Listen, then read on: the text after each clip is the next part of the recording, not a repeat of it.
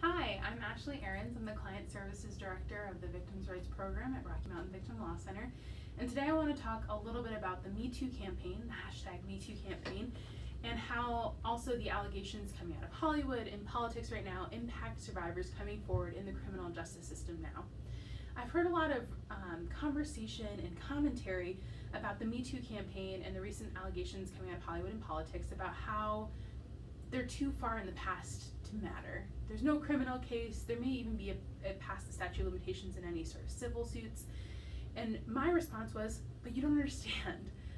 The number of people coming forward in a shift in conversation about what it means to experience sexual harassment or assault, what it means for so many people to put hashtag #MeToo and fill up someone's Facebook feed has a really direct and important impact on survivors as they decide and make the decision to come forward, whether that's to come forward and talk about things within the criminal justice system and report to police or get a SANE exam, or even just interpersonally.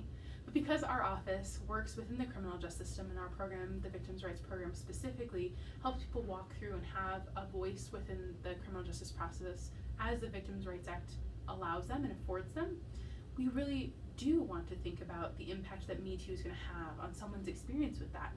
Additionally, we have to think about the impact this has on potential jury pool.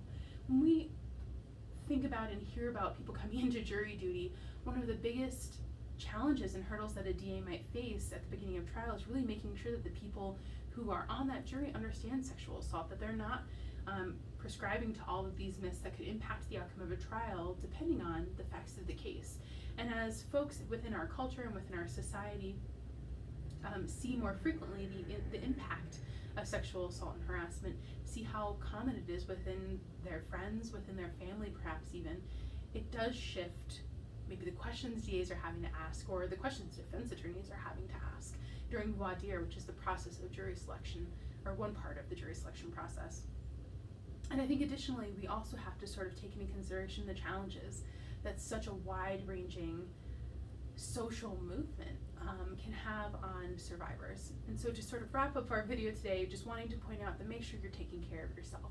Whether you also shared hashtag #MeToo, whether you listen to the news or the radio as they talk about all the new allegations coming out in Hollywood or in politics or in any other field, gyms, or sports, etc. Take care of yourself.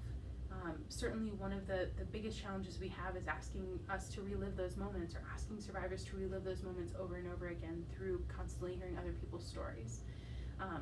So just a little tidbit to share why the Me Too movement started by Tanara Burke makes such a big difference in the life of victims today as they make the decision to move forward, and the individuals who are already walking through the criminal justice system.